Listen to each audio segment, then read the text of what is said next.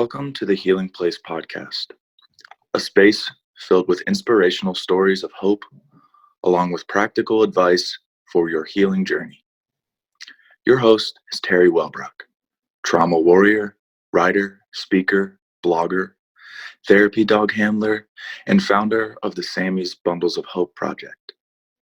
As a survivor and a thriver, Terry's mission is to shine the light of hope into the world by interviewing insightful guests from across the globe. Please stay tuned at the end of today's interview as we honor our sponsors. The Healing Place podcast is a fiscally sponsored project of Fractured Atlas. Now, here's your host and trauma warrior, Terry Wellbrock. Welcome, everybody, to the Healing Place podcast. I am your host, Terry Wellbrock, and very excited to have with me today Dr. Jamie Marich. And so we are going to talk about, I have to read this off the intro or off the paper for her intro because it's just amazing. Clinical trauma specialist, expressive artist, writer, yogini, performer, short filmmaker, Reiki master, and recovery advocate. Her book, Trauma and the 12 Steps, an inclusive guide to enhancing recovery, is coming out in July. So yay. Welcome, Dr. Jamie. Thank you very much for that warm welcome and for your enthusiastic yay. I'm very excited about this book's release. Yes, I've been writing a book which seems like forever, and I've gotten to like the 90% point, and now it's that last little, 10%, that imposter syndrome thing is kind of kicking in with me, like, oh, is my message really worthy to be out there in the universe? So it's a process, and I have many books, and I will say on some level, either the imposter syndrome or what I sometimes call the popular girl syndrome kicks in. And for me, what I call the popular girl syndrome is I know that I have something to offer. So I think I'm past the imposter stuff. But what can come up for me is it's not as good as like the more popular people who are out there doing this kind of work. Like it feels my voice is almost too small sometimes. And that's something I've had to address in my own healing. Yeah, and that makes sense. And I see it as well, where I'm like, oh my gosh, I have 3,000 followers on my Facebook page. I love that this message is getting to so many beautiful people who are looking and searching and for it. And then today I interviewed one of my amazing, beautiful previous guests on a pandemic self-care. Sure. And I tagged her and I was like, oh my gosh, she has 119,000 followers on her page. I was like, wow. I mean, that's so cool. But yeah, I get it. Yeah. Struggle is real. So yes, I'm glad we voiced that with each other. Right. So talk to us about, well, we wanted to kind of dive into your own journey. And let's start out there, and then we'll talk about some strategies for people. Sure. So I'm a woman in long-term recovery from addiction. I've been continuously clean and sober from drugs and alcohol since the middle of 2002. And I was very fortunate that I was shepherded through a 12-step program to get sober by a woman who was uniquely trauma-informed before we were talking too much about trauma, even in the field, as I would come to learn it. So when I wrote the first edition of Trauma and the 12 Steps in 2012, my voice had kind of emerged as a leader who was still both a pro 12-step person. I was, because there's a lot of 12-step backlash, which we may or may not talk about even further. And a lot of it is legitimate. A lot of the criticism is legitimate. And a lot of my trauma colleagues are some of the biggest folks dishing that criticism, saying that the 12 steps aren't trauma informed enough. But I found that they can be. And certain people who are working in the 12 steps definitely are, like Janet, my first sponsor. So when the first book came out in 2012, it really is, I tend to have this, some people call it diplomatic, some people call it bridge building type of voice that is very much a both and.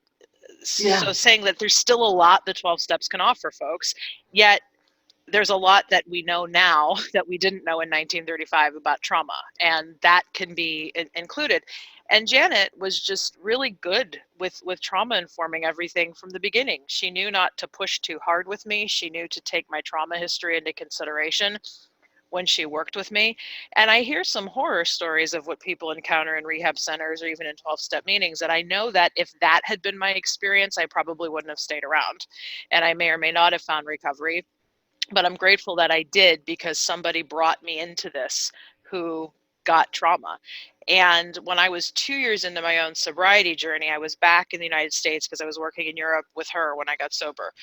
And I was back in the United States. She had sent me to do graduate work in counseling because she thought I would be good at it. I didn't think I'd be good at it, but she knew me better than I knew myself, evidently. And when I was doing my counseling internship, I found that a lot of my trauma stuff was getting hit on by the people in the systems I was working in. And I always say, if you're going to work as a clinical trauma person, brace yourself, because your own issues that still need healed will get revealed. And being a professional is not going to cut it in and of itself, but it is an invitation for you to dig deeper into your own work. And so when I had about 2 years sober, that's when I was exposed to EMDR therapy for myself as a client, and things like yoga and meditation and mindfulness, which are now practices that I teach. That was all part of this ongoing recovery journey that needed to be trauma informed, because if I wouldn't have done that deeper trauma work, I don't know. It was funny because I wanted to stay sober, but I felt like my mental health was so struggling, and there were days I just wanted to end my life. So I think that's the struggle for a lot of people in recovery, that they may get some sobriety time or some recovery time, but then when your main coping skill is no longer on the table, there's a lot of issues there that can still remain, and a lot of traumatic wounds that need to be healed. So my story is such where I've needed both paths. I've needed the 12-step path. I've needed a lot of the progressive interventions that trauma counseling is offering. I've long believed the two can exist together. And from the original trauma, the 12 steps in 2012, and this new edition of it that's coming out, the new and expanded edition, I've really sought to bring voice to this both and paradigm with recovery. Yeah, beautiful. And that was one of the things that I wrote down when I read the intro, was how you utilize both outside help and diverse spiritual practices. I love how you worded that, because in that includes that meditation, yoga, mindfulness. Right. And what's really cool is that I too do the same things. I utilized that EMDR for 4 years to heal that early childhood trauma. But then as I travel on my journey, and how crazy what you said about, I was working in the mental health field with kids at a mental health agency and here local. And I hadn't yet started on my healing journey. I hadn't yet found EMDR, but I found I was being triggered by these kids' life stories, these kids' experiences. And I was helping children build toolboxes, as we called them. And we were doing, little YouTube kid-directed yoga videos, or we were coloring books, which now that's my favorite, calming strategy, my Zen adult coloring book. But I realized I incorporated the stuff that I was teaching these kids as I started EMDR. I started pulling and building my own toolbox. Yes. And it was just this balance of the therapy world, but then these outside alternative, which are actually now, I don't even know if they're alternative, like tapping.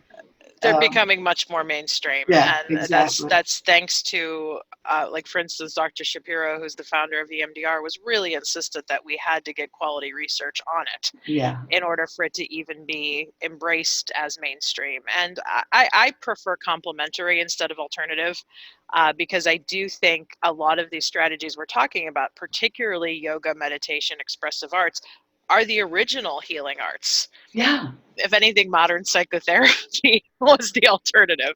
So I think complementary is just a word that very much defines what I do. And I'm very intrigued by your story, because for me, my first internship site was working with kids and children when I had come back and was in graduate school. And I was being very triggered by the way I saw the system treat the kids.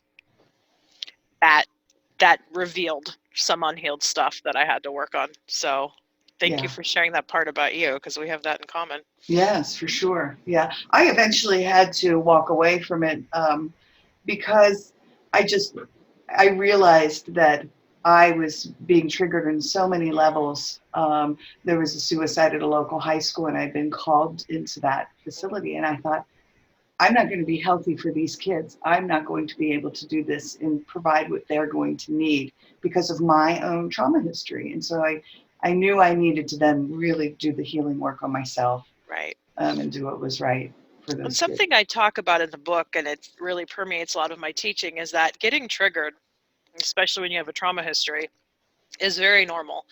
And some of the rhetoric out there around triggering is let's try to avoid the triggers. Right. But that's not feasible in life. I always say life is a relapse trigger. Life is a trauma trigger. Look, I mean, we're recording this now during the COVID-19 crisis. Right. There's one big relapse trigger or trauma trigger around. And so the key becomes, I feel, when you get triggered, how do you work with it effectively?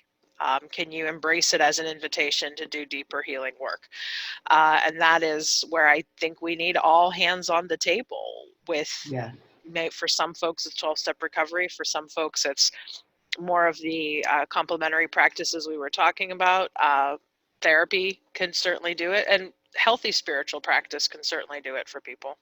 Yes, very much so. And I agree with you 100%, because had I been where I am now, I certainly would have invited those, because now I welcome that almost like the rising of emotions, or the what comes to the surface, because I look at it now, oh, that's a learning opportunity. This is something that I really need to take a look at. Why is this surfacing? So I agree. Yes, very much so. I love it. And I love that you just brought up the whole spiritual aspect of it. And one of the things I had read was that, with the 12-step program, and I think this is one of the criticisms, is like the religious part of it, truly religious, I guess, is more accurate, in that you're addressed, even agnostic and atheist, and outside of, I guess, the Christian. And I think that's an important thing that I did in the book, because the reality is the language of the 12 steps is higher power. Right. And there's even an acknowledgement that higher power does not have to be anything that's deity necessarily. It's just something that's not you. And as will happen in the United States and various places in the world, meetings and treatment centers tend to take on a regional variety, and you get a lot of Christian messaging and Christian influence making its way in. And I don't want it to sound like I'm impugning that for people for whom that works. Right. Yet, so much of who I am as a person is just because it works for you doesn't necessarily mean it's going to work for me. And that applies to faith and religion and spirituality as well. And so much of my path is all paths lead to something that's ultimate. And I think that's what 12 steps were getting at. But like with a lot of the criticism with the 12 steps, it all depends on the hands of the people they're put in. Yes. And that's where you tend to see a lot of just downright discrimination in meetings about people who believe differently is the way I'll put it gracefully. And atheists and agnostics are particularly susceptible to that. Even the chapter in the AA book to agnostics is horribly written. I mean, I don't like it at all. It's very placating. It's very trying to convince people. And many atheists and agnostics I know just think the chapter is more about trying to make leaders feel better than it is to try to actually reach them. So there's a beautiful community of atheists and agnostics in 12-step programs. They have their own sub-organizations, some of their own literature. I had a client many years ago who introduced me to their work, and I found it very compelling to see that you can still apply 12-step principles even if you don't believe in God. And I feel it was important to address atheist, agnostics, people who believe differently in the chapter on spiritual diversity as a trauma-informed issue. Because so many people have experienced mistreatment by being put down for what they do or don't believe. And I don't feel there's a place for that in recovery. Yes, I agree. And I know I have my own personal experience, and I won't talk directly to it out of respect, but there was, I was raised Catholic. And so when someone leading wants to say, they're our Father, but it made someone else uncomfortable that was there, that stepped away and out of the room. And so I know I felt like, oh, well, that we shouldn't be exclusionary by making someone feel uncomfortable. and that's an issue of great debate. I feature a person in the book who I know personally, Mike L., and he is a atheist who has stayed sober well over 35 years in AA. And I asked him directly, have you done it? Especially because in our part of the country, there can be a pretty intense Christian influence on how some meetings are run. And he says, of course it bothers me that so many people have taken it upon themselves to add Christian prayers into meetings, because that's an optional thing. Groups decide group to group. It's not particularly an AA standard. And so he says there's things that bother him, but he's chosen not to let it be a deal breaker for the things that he does get out of the meetings. And he also said something that I think is pertinent, that his first sponsor, who guided him through the steps and guided him through recovery, didn't care that he was atheist, agnostic, however he identified, that he loved him and accepted him just as he was. And we really need more of that in recovery, because there is this sense that people who are struggling need to be shown a different way. And we tend to interpret that as tough love, telling it like it is, and whatnot. And I don't believe anybody has ever really gotten well through tough love and being yelled at and preached at and evangelized. And an anecdote from the book that really does summarize much of my teaching in this area is something Janet told me when she first got to know me, when she knew I was struggling, when I came to her with some of my issues. She listened very patiently, just listened, didn't try to jump in, didn't try to correct. She listened very patiently. And afterwards she said, Jamie, after everything you've been through, it's no wonder you turned out alcoholic. So what now? What are you going to do about it now? And in that phrase or that question, she both validated me and then challenged me. And I don't think I would have been open to being challenged unless I was first validated and accepted for exactly who I was. And too often professionals and religious figures and folks in the field and folks in meetings, we try to challenge first. And that is where people shut down. Yeah. And that is where we can't get the message through. Because, I mean, I'm the first to admit I needed to be challenged. People I work with need to be challenged. And I tend to see one or the other extreme, that in trauma world especially, we can get but it's the trauma's fault. It's the trauma's fault. Yes, I agree with that. But we're not doing anybody any favors by continuing to just kind of sign it off as, well, they're this way because of the trauma. What now? Like Janet said, how are we going to help a person heal? Yet on some of the 12-step end of things, I've seen it like too tough love.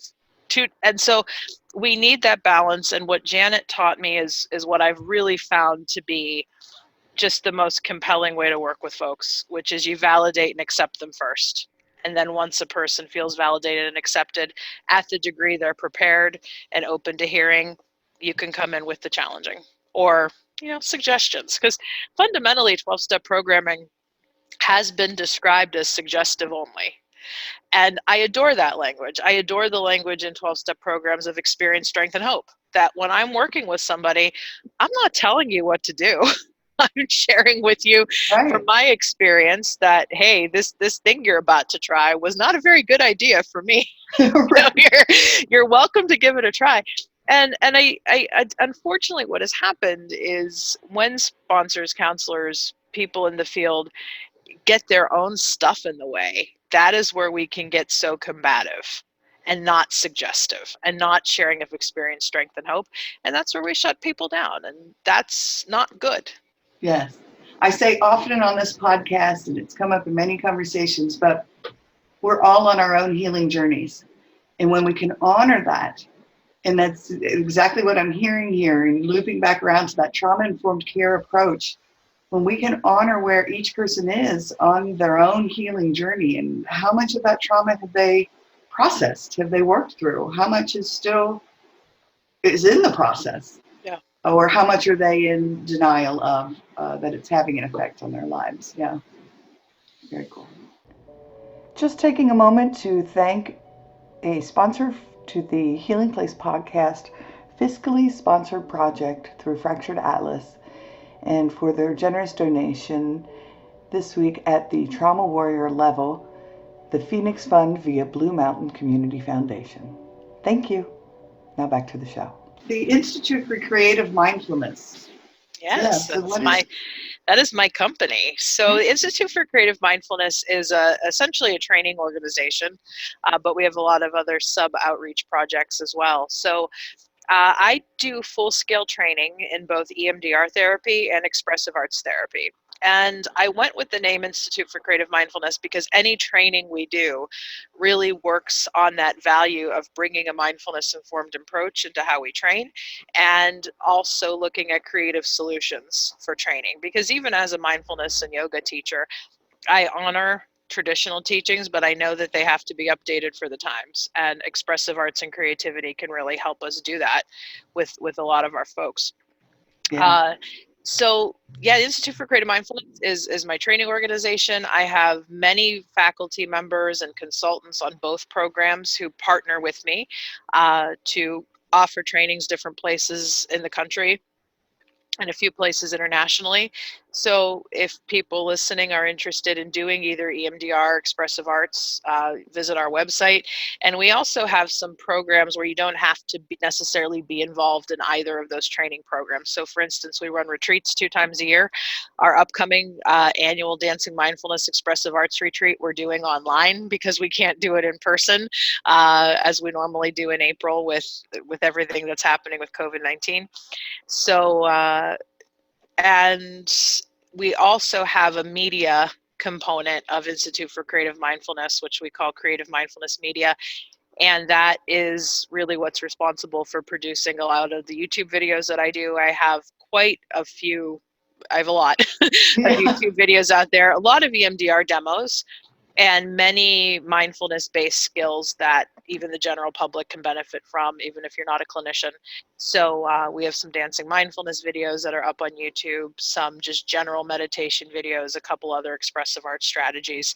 So I really like that the platform of YouTube has given us the chance to produce content that not only helps our trainees review what they've learned at trainings, but can give the general public some exposure to some of these practices, especially if you can't travel to a training or a retreat. So that's ICM in a nutshell. Wonderful. We've existed Oh we've existed formally as that name since 2015. Although I had kind of a mounting series of consulting and training businesses that led up to that. And then when it became clear that more people wanted to partner with me to train my types of curriculum, I went with that name because it just felt like it really fit what we do. yeah, I love it. And I'm a huge, huge fan of mindfulness. I talk about it often because 5-4-3-2-1 mindfulness is another one of my favorite go-tos. If I had severe panic attacks for 25 years, which is the catalyst that brought me to EMDR. But oh my gosh, mindfulness has just been a daily practice, really, in nature walks and observing and in just bringing myself to a very grounded, centered, here in the now. Right. Space. And yeah, so I love it. And it's really there to be accessed anywhere in daily life. And that is the heart of how I teach it. That yes, sitting mindfulness practice is very valuable to me. It's valuable to a lot of people. It really is kind of the heart of mindfulness meditation in so many ways. Yet the essence of awareness, which really is my favorite way of describing mindfulness, is that it's everywhere. Yeah. And we can tap into it in every life experience, whether it's taking a walk, vacuuming your carpet. A myth that I like to bust is that mindfulness is not automatically synonymous with being a relaxation technique. Yes, for some people it can help relax and rest and settle, which is great. Right. But I think one of the greatest gifts I've gotten from practicing mindfulness is to be able to just be with anything, whether that be something horrible like grief or sadness or the stress of what's going on in the world right now. That through consistently practicing mindfulness, I can just be with what is and not try to shove it away, and realize that riding that wave helps me feel better in the long run than trying to resist it. Yes, amen and hallelujah. I've been pleasantly surprised at how I've stayed so calm throughout this entire pandemic and lockdowns and so forth. But I really credit my daily practice of, and I love how you're saying, just an awareness of staying present in the moment and whatever emotions arise. And, it's kind of felt like this. Ride the wave Right. is a metaphor that's used by a lot of leaders in modern mindfulness work. And I've really liked that kind of cheerleading. Ride the wave, my friends. Yes. That's awesome. So you said the word myth, and that's one of the questions I like to ask my guests. Is any myths or facts that you want to clarify for people? I think I did one of my big ones. Actually, two of my big ones already. Right. That mindfulness is not just a relaxation technique. Another myth I often bust is that the 12 steps themselves are inherently very rigid and not trauma informed. And I totally disagree with that, because the steps in the program themselves, I believe, are incredibly flexible and trauma informed. It's what people do with them that tends to be the problem. And the heart of trauma informing anything, and I think I can pass this along as a teaching in this forum, is that there's always a modification.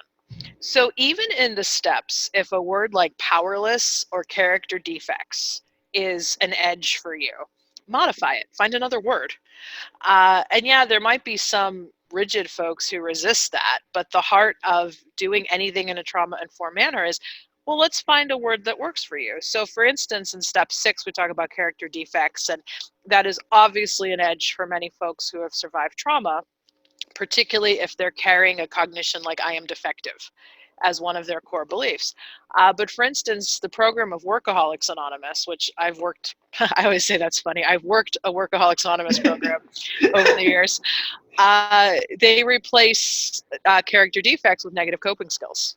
It's the things you have done really as a response to trauma that are no longer serving you. And I find that when people can have some of these edgy words just translated or worked through in a slightly different way, you can really get to the essence of what the step means. So I would say to anybody who's listening to this, if they think that the 12 steps are outdated and aren't trauma sensitive, trauma responsive in any way, check out what we're doing, because I really think they can be if they're approached with this spirit of both and a willingness to modify. Yes. And I again, I appreciate that, because I found myself in Al-Anon meetings when the steps were read and becoming almost defensive, like my wall went up and I could feel it, like, no, or because, wonderful. Well, thank you for that and clarifying, because it is a great idea then to even almost use our own wording for what works for us. I mean, okay, awesome. All right. So any other strategies that you want to talk about for people along that may be on their healing journey?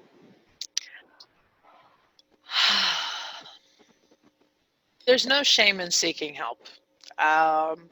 And I recognize help can come in a variety of forms. Sometimes it's professional, sometimes it's from peers, sometimes it's from spiritual leaders, might be from a teacher, because a lot of teachers are some of the people I've most known to be able to be that tender voice for folks. And I understand that that's easier said than done to ask for help, particularly if we grew up with messaging that asking for help made you weak, or maybe if at earlier points asking for help didn't seem to work out for you. It is possible to heal by oneself, but I do find it's a lot harder to do that. So I always say there's no shame in asking for help, and there's no one size fits all. What you have to fundamentally be able to ask yourself in whatever you're trying, whether it be 12-step programming, therapy, yoga, meditation, a combination of all of them, is, am I feeling better, and is my life more adaptive and functional than it was like last month or the month before or the year before? And if you can honestly answer those questions, seeing that you're making some progress in the right direction, then what you're doing is working. So stick with it. And maybe you need to modify. Remember, there's always a modification if something isn't working precisely as you want it to. Yet I do think the key is, this is a section we talk about in the book. You may find this helpful in the series of the podcast, is that I don't like the word ready. Because many folks will say, well, I'm not ready to change yet. I'm not ready to heal. I'm not ready to do those steps. And it was probably my hatred for the word was probably seeded by a man I used to date who would always say, I'm not ready, I'm not ready, I'm not ready. And at one point it dawned on me that, wow, he's just using that as a big old excuse. And I see a lot of my clients have used that as an excuse. Yeah. I'm sure I've used it as an excuse at some points. So what I like to say is, what do you need to do to prepare yourself? Because readiness is a tricky word. Readiness can keep you in this perpetual loop of excuse making or this perpetual rut of stuck. So yes, it could be that you're not adequately prepared. I will give you that 100%. So to maybe ask yourself, what do I have to do to prepare to make some of these changes I want to make? And so I think that'd probably be my final piece of parting advice in this context is, whenever you catch yourself saying, I'm not ready, maybe try replacing that with, I'm not prepared. Yeah. And then that automatically follows up with the question, what do I have to do to prepare myself? Wow, you just motivated me to finish that book, because it kept saying, I'm not ready, I'm not ready. So yeah, maybe Yeah. I'm not prepared, and what do I need to do to What better do I prepare need to myself? do? Yeah, awesome. I love it. All right. Well, again, if you have anything else you'd like to share with listeners before we end. Just thank you very much for literally making this healing place available to have conversations like this. And let's all keep having these conversations in places where we can have some influence, even if that influence is only on one other person, because this is how we move in the right direction. Awesome. Well, I thank you so much for joining me. And I mean, the work you're doing is incredible and inspirational. I will certainly share here on the video, but also on all of my little social media blasts. I'll put the link for the pre-order, because your book is available, Yes. for pre-order. It's available for pre-order. And I also want to shout out a website that I keep called traumamadesimple.com. Okay. And that is where all of my YouTube videos are collected in one place. Wonderful. So if people would like to access them in one place, any podcasts I appear on, I link them there. Any articles I do online, I link them there. So it's a good kind of one-stop shopping for online resources that I do that folks can check out. Wonderful. And I'll list that on this as well. So great. All right. All right. Well, everyone, thanks for joining in today and taking a listen. If you want to check out previous podcasts, make sure to go to a YouTube channel. You can also I find the easiest way is to just Google the Healing Place podcast, because we're on Spotify. We're now on Pandora, iTunes. I just found out yesterday the podcast has been downloaded in 60 countries. Woohoo! And then also on our Facebook channel, if you go there to the Healing Place Podcast Facebook, you can find, I created a pandemic self-care series that we're doing and put them all in one place. We're at 30 videos, 30 interviews on that now. Great information on self-care and other care strategies during this time. So again, thank you so much for joining us. And until next time, remember, be gentle with yourself. All right. Thanks. Thank you so much for listening today to the Healing Place podcast with your host and trauma warrior, Terry Wellbrock. If you enjoyed this episode and want to learn more about Terry, her mission, and the Hope for Healing journey, visit Terry's website at www.terrywellbrock.com. Thank you for liking, commenting, sharing, and offering your reviews on our YouTube channel, audio outlets, and Facebook page. And as Terry reminds us, until next time, remember, be gentle with yourself.